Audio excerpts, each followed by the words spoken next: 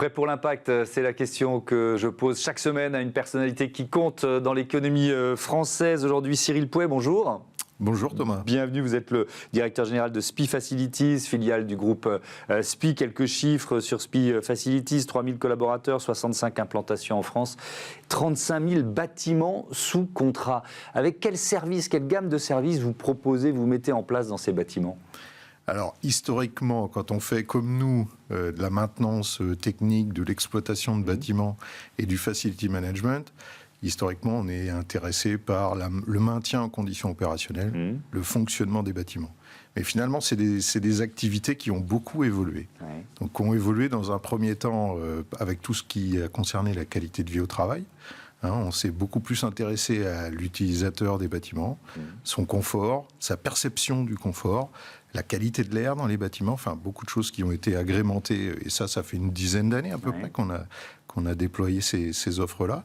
Et puis là, vous parliez d'impact, on a eu quand même quelques impacts un peu sérieux entre les accords de Paris, le Covid, là ces derniers temps, le contexte géopolitique qui fait que tout le monde se pose des questions sur l'indépendance et aussi le prix de l'énergie.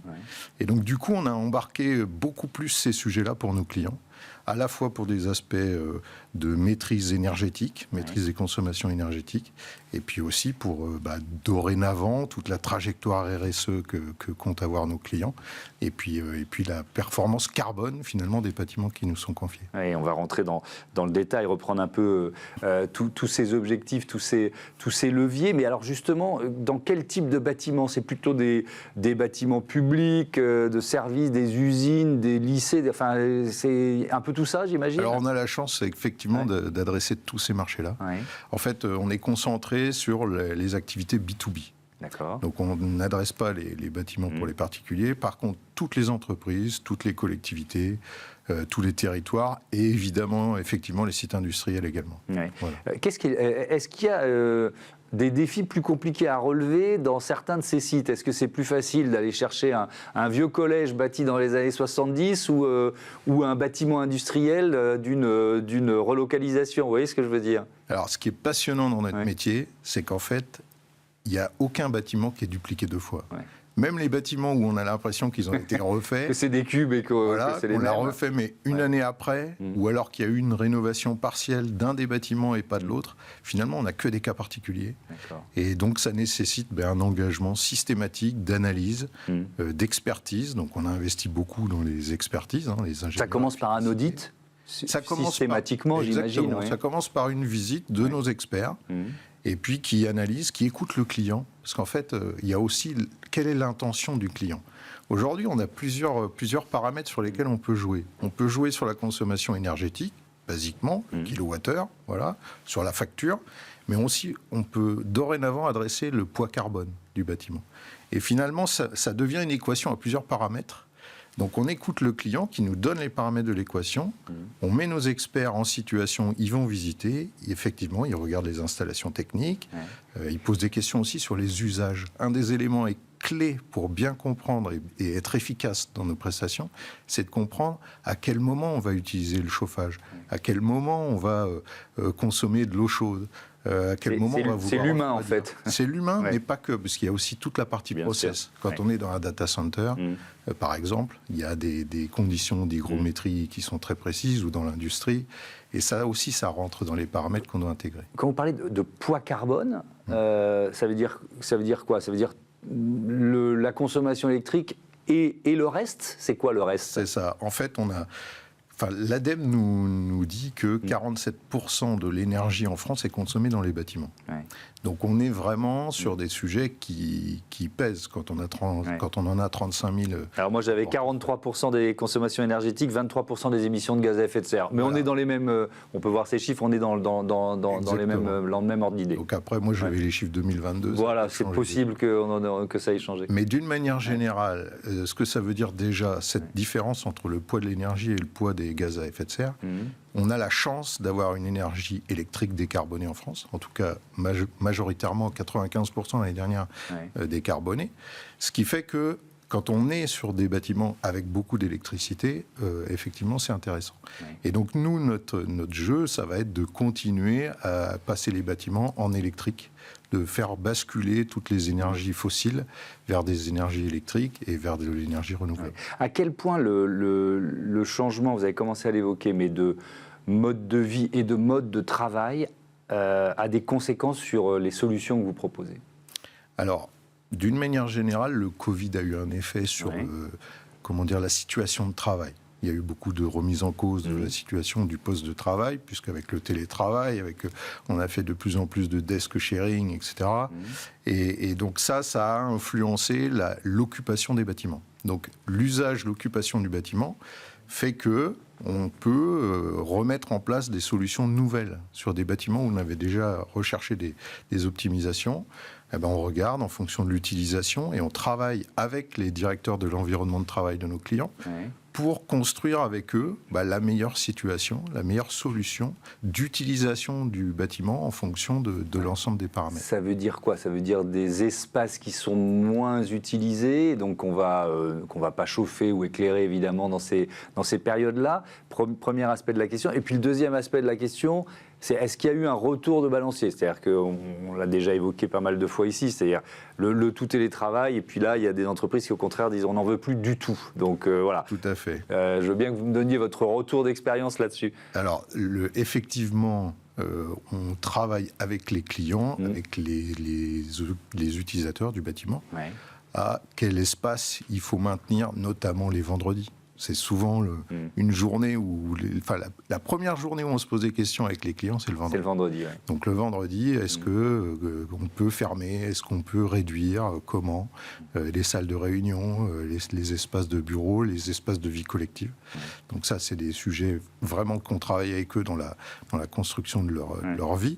Et en même temps, je vois pas mal d'entreprises qui cherchent des solutions pour faire revenir ou garder les salariés le vendredi, quoi. Exactement. Ouais. Et donc en parallèle de ça, on est challengé, on travaille avec eux, puisqu'on a l'avantage d'avoir tout un panel de clients et donc tout un panel de solutions finalement à partager. Et donc de travailler avec eux de qu'est-ce qu'on peut proposer en termes de services surtout pour remettre en place effectivement plus de présence, plus d'intérêt à venir au bureau. Par exemple? Souvent ça passe par des lieux de rencontre. Et parce que finalement quand on va au bureau, qu'est-ce qu'on aime? On aime se retrouver, on aime partager à la fois la vie personnelle en partie, mais surtout des projets professionnels.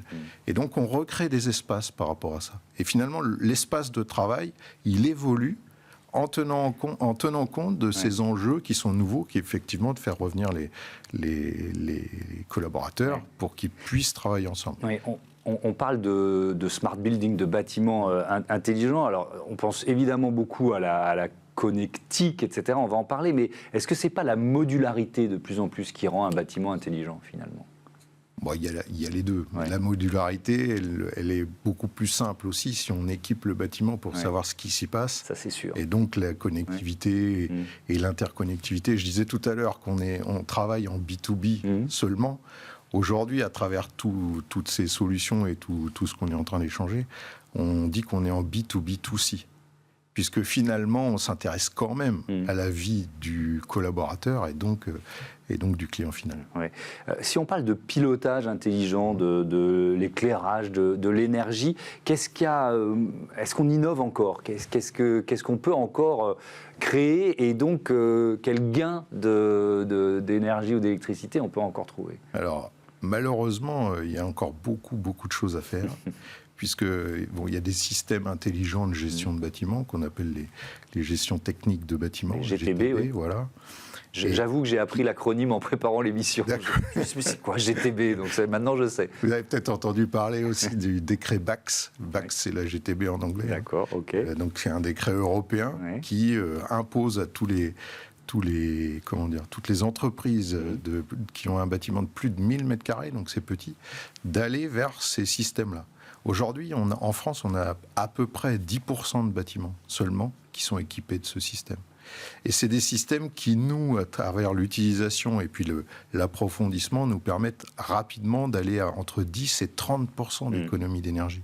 Puisque finalement, ça nous permet de maîtriser totalement le bâtiment, enfin, totalement quand vraiment l'ensemble des solutions sont déployées, et donc de faire des réglages fins qui nous permettent d'apporter de la performance au bâtiment et de rendre c'est des installations qui coûtent assez peu cher et surtout qui ont un ROI très rapide. Alors c'est la question que j'allais vous poser, le retour sur investissement. Alors évidemment, ça va dépendre de la taille du bâtiment, de ses caractéristiques, etc., etc. Mais la fourchette, c'est quoi?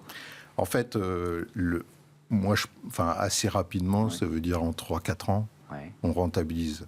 D'une manière générale, il y a 2 phénomènes. Le premier, c'est qu'aujourd'hui, il y a des aides de l'État pour installer ça. Ça va avec le décret BAX. L'État subventionne à travers des certificats d'économie d'énergie. Donc ça permet de faciliter l'investissement. Et puis le deuxième élément, c'est qu'on peut aussi faire des installations progressives. Et donc de faire, dans un premier temps, une installation qui va adresser les points principaux. Donc ça, c'est vraiment les solutions que SPIE Facilities sait construire avec ses clients, qui sont complètement adaptées à la situation. Et donc on fait un premier niveau d'investissement, et puis on fera le deuxième et le troisième, une fois qu'on aura effectivement récupéré une partie de la mise. Voilà. Et c'est tout ça qu'on construit chez SPIE Facilities avec nos clients. La première tranche, en quelque sorte, d'investissement, c'est celle qui permet de faire le plus d'économies d'énergie rapide? Oui, c'est ça. Oui, c'est ça. Vous identifiez ce qui va être le premier levier le plus efficace, c'est ça? C'est ça. En général, c'est quoi? Le premier sujet de consommation, c'est le chauffage. D'accord. Voilà. Donc le premier gros sujet que forcément on adresse, c'est le chauffage. Après, la ventilation et la climatisation viennent très vite. Et puis après, pour la partie électrique, ça dépend des usages et ça dépend effectivement de la dimension d'utilisation et de typologie de bâtiment. Sur un bâtiment comme des data centers, ça reste un gros consommateur électrique. Donc c'est des sujets qu'on va adresser également. En termes de maintenance, il y a ce qu'on appelle la maintenance prédictive. Alors je veux bien que vous m'expliquiez, en entendant le mot, l'expression, je comprends ce que ça veut dire, mais je veux bien en avoir les détails. Qu'est-ce que ça signifie? Depuis quand ça existe? Alors aujourd'hui, ça existe, mais c'est surtout à développer. D'accord. C'est un sujet sur lequel on avance. Aujourd'hui, on est plutôt sur des sujets qu'on appelle la maintenance conditionnelle, c'est-à-dire qu'on a tout un panel de capteurs, justement à travers les GTB notamment, ou d'analyse en tout cas des données, qui nous permettent de dire, il semblerait que cet équipement-là, on a besoin de faire une intervention spécifique pour éviter la panne. Donc là, c'est plutôt de la maintenance conditionnelle. La maintenance prédictive, c'est ce qu'on est en train de travailler. C'est là où l'IA pourrait bien nous aider avec des algorithmes, à condition qu'on ait les datas. Donc nous, en fait, notre sujet, en tout cas moi, depuis que je dirige SPIE Facilities, on s'est organisé pour capter la data et de la data qui soit utilisable par les systèmes. Parce que c'est vraiment ça le sujet. Il y a de la data, il y en a partout. Mais pour la faire correspondre entre elles et faire qu'elle soit codifiée, suffisamment normalisée pour que ça soit utilisable, on a déjà fait un travail interne il y a quelques années pour établir ça. Et puis dorénavant, on a des algorithmes qui se mettent en place, on a des premières expériences concrètes avec les clients sur des sujets spécifiques. Alors, par exemple, on en parlait sur des centrales de traitement d'air, par exemple. Donc les centrales qui font le renouvellement d'air et puis qui accompagnent aussi les sujets de température. Et donc du coup, on a ces sujets-là pour regarder et pour amener les clients à travailler là-dessus. Ça amène de l'efficacité, ça amène pas forcément aujourd'hui de l'économie d'énergie. L'objectif à la fin, c'est d'être plus efficace en faisant moins. Et donc finalement, de récupérer quelques euros au passage.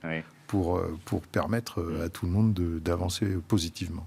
Si on prend les objectifs de la France d'ici 2050, moins 40% de réduction de la consommation d'énergie finale en France d'ici 2050. Alors déjà, de quoi on parle? L'énergie finale, ça veut dire quoi?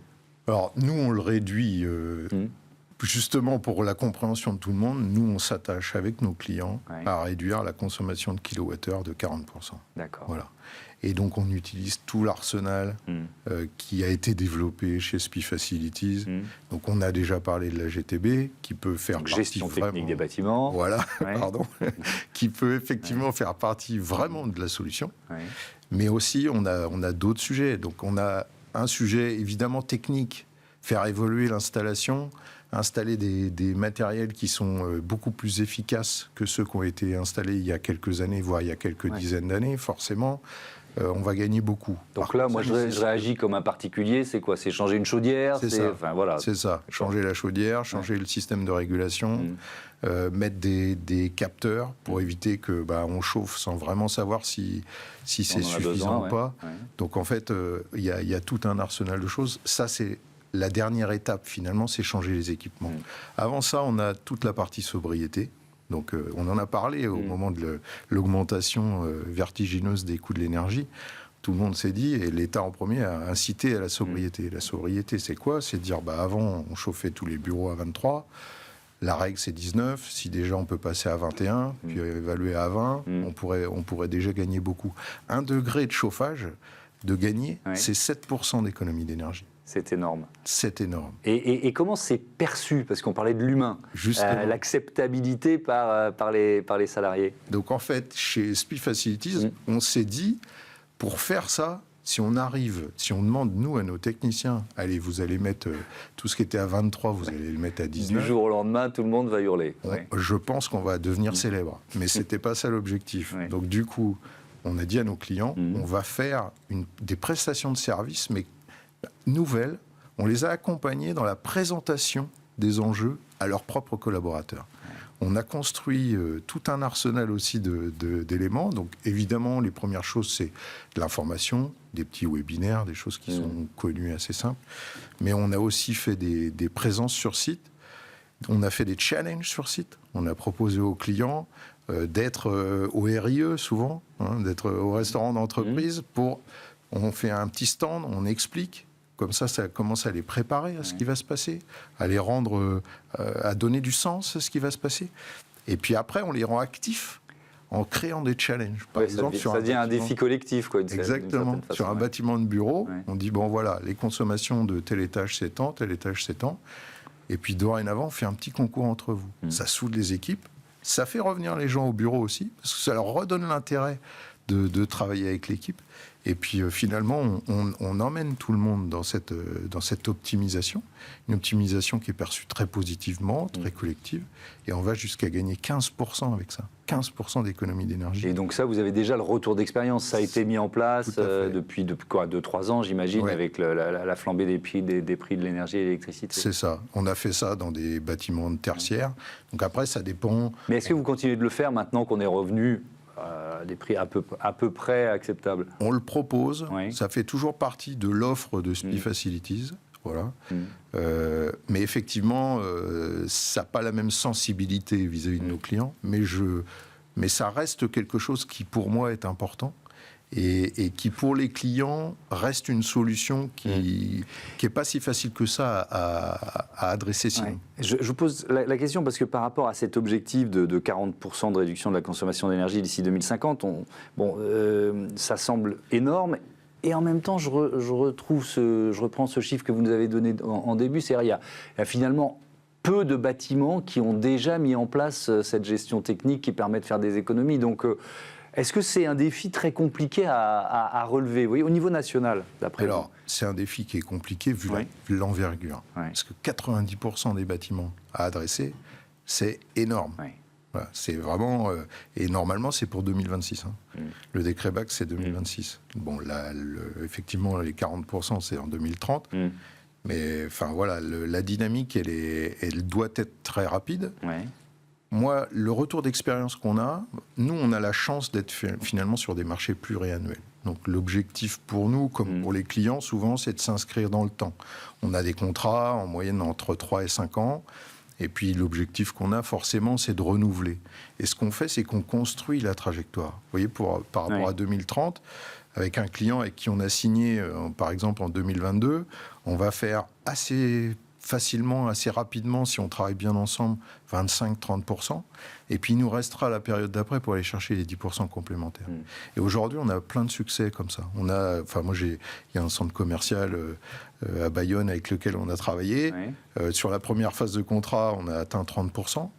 On a même été jusqu'à chercher des certifications avec le client parce que ça permet de valider, de rendre encore plus visible ou Ouais, de traduire l'effort. Et puis de partager ce qui a marché aussi d'une certaine façon. C'est ça. Donc ils ont passé une certification qui s'appelle BREEAM News. Et puis là, on vient de signer un nouveau contrat avec l'ambition d'aller chercher effectivement le décret tertiaire. On est assez serein sur le fait qu'on va y arriver. Mais maintenant, on attaque aussi la trajectoire carbone. C'est en complément, parce que finalement, on fait des économies d'énergie, ok, mais en complément, on fait de la transition énergétique qui nous permet à la fois de faire des économies d'énergie et en même temps de réduire d'autant plus les gaz à effet de serre. Et alors sur ce thème, on a retrouvé une citation, une interview que vous aviez donnée, dans laquelle vous dites 6 à 7% des bâtiments équipés de gestion technique du bâtiment, de GTB, 50% d'entre elles ne fonctionnent pas correctement. Donc là, il y a aussi un levier d'amélioration. On peut voir le verre à moitié plat ou à moitié vide, se dire, chouette, il y a de l'amélioration. Mais alors, surtout, moi, ça m'a surpris. Elle s'explique comment, cette inefficacité ? En fait, le problème par rapport à ces installations, c'est qu'elles sont faites à un moment donné, souvent à la construction ou à la rénovation d'un bâtiment. Mais les bâtiments, ils évoluent. On a parlé tout à l'heure, notamment des incidences du télétravail et de l'aménagement de l'espace de travail. Si on ne fait pas suivre la programmation et la capacité de cette GTB avec l'évolution de l'usage du bâtiment, au fil de l'eau, on est à côté de la plaque. Ça veut dire quoi ? Pour bien comprendre, on est sur des réglages qui sont des réglages d'origine, j'emploie mes mots à moi, et alors qu'il faudrait les faire évoluer en fonction de l'usage du bâtiment, c'est ça ? C'est ça. En fait, c'est un système avec des capteurs, avec des commandes, des télécommandes qui sont automatisées. Mais si jamais l'usage change, forcément, il faut tout reconsidérer. D'accord. Enfin, en tout cas, reconsidérer une partie importante. Et souvent, ça fait partie des sujets qui sont laissés un peu de côté parce que c'est une spécialité finalement, la GTB, que SPI s'est adressé évidemment, mais qui est pas forcément, qui fait pas forcément partie, des dossiers quand les clients font des évolutions. Mais est-ce que ça suppose une formation spécifique chez vos clients d'une certaine façon, ou des contrats de maintenance différents, si on rentre dans le détail de cette efficacité qu'on peut aller gratter là ? Souvent, nos clients sont sachants sur cette dimension et cette importance. Mais effectivement, d'une manière générale, si ça ne fonctionne pas, c'est qu'il y a des maillons qui ne se font pas. Et en fait, nous, ce qu'on dit, c'est qu'il faut absolument faire du recommissioning de ces équipements-là à chaque fois. Il faut redimensionner à chaque fois qu'on change l'usage, qu'on déplace des services dans un bâtiment. Il faut se reposer la question. Et ça doit et ça pourrait être intégré dans le contrat de maintenance, pour répondre à votre question. Et avec certains, on l'intègre maintenant dans le contrat de maintenance. Ça fait partie des choses sur lesquelles SPI est impliqué. On a un expert GTB qui fait partie du contrat et qui adresse tous ces sujets-là. Je voudrais qu'on parle de la directive européenne CSRD, le bilan extra-financier. Alors d'abord en positif, pour comprendre, parce que ça concerne déjà les grands groupes, puis les ETI, ensuite les PME côté. Il y a différentes étapes qui ont été prévues. On va voir si elles sont respectées. C'est une interrogation. Mais pour vous, ça a été un accélérateur de business quand même, j'imagine. Alors, moi, je pense surtout que ça traduit la prise de conscience. Prise de conscience qu'on connaît. Enfin, moi, il n'y a plus un seul dossier significatif où le sujet de la RSE ou la dimension économie d'énergie, poids carbone, etc., de ce qu'on fait, ne fait pas partie intégrante de la réponse qui est attendue de nos clients. Et si jamais elle n'est pas attendue, ça fait partie de notre réponse quand même. C'est vraiment quelque chose qu'on met de manière systématique. Donc pour moi, ça, c'est la continuité. Enfin, on a parlé du décret éco-efficacité tertiaire, du décret BAX. Le CSRD, c'est la continuité. On continue. Sauf que c'est plus exigeant. Alors, on en vient aux critiques. Ça fait 800 pages. On en a parlé souvent ici dans cette émission. Et puis, il y a un mouvement un peu de... Enfin, il y a la tentation d'appuyer sur le frein. Il faut sans doute simplifier. Mais attention à ne pas appuyer trop fort sur le frein, quoi. Vous voyez ce que je veux dire ? Moi, je pense que de toute façon, la donnée environnementale, elle s'impose à nous. Ouais. Tous ces sujets-là s'imposent à nous et que frein, pas frein, dans tous les cas, c'est un sujet important. Il y a une tribune, il y a 86 personnes qui ont signé une tribune la semaine dernière sur le sujet pour dire c'est stratégique. Ouais. Il faut continuer. Voilà, il faut continuer. Gauthier Louette, le PDG de SPI, faisait partie des 86 signataires. Voilà. Et nous, SPI Facilities, vous avez raison, je ne sais pas si c'est un accélérateur, mais en tout cas, ça donne du sens à notre activité, ça donne du sens aux 3000 collaborateurs et aux actions de tous les jours, et on sait qu'on a les solutions. On a des choses pour répondre aux enjeux, en tout cas sur la partie qui nous concerne, c'est-à-dire le bâtiment et l'impact du bâtiment dans son environnement. Ça veut dire que ceux qui ont déjà mis en place cette gestion technique du bâtiment, etc., ils peuvent directement l'intégrer à leur bilan CSRD ? En tout cas, on pourra les aider, c'est sûr. Oui. Voilà. Mais par contre, le bilan CSRD, il est beaucoup plus large que ça. Ça, c'est sûr. Voilà. Mais chez SPI, on a fait les choses. Hein. L'année dernière, on a déjà fait des pré-audits. Et cette année, le rapport de durabilité de SPI, évidemment, il sera produit. SPI ah oui, pour vous-même, ça c'est sûr. Ouais. Mais ça nous permet aussi d'accompagner et d'être plus efficace pour accompagner les clients. Ouais. Parce que finalement, l'enjeu, il est partout. Il s'impose à nous en tant qu'entreprise et en tant que prestataire de services. Comme vous avez plongé dans les 800 pages, vous pouvez aider vos clients à trouver celles qui concernent le business de SPI Facilities. Merci beaucoup Cyril Pouey et à bientôt sur Be Smart for Change. On passe tout de suite à notre rubrique Startup.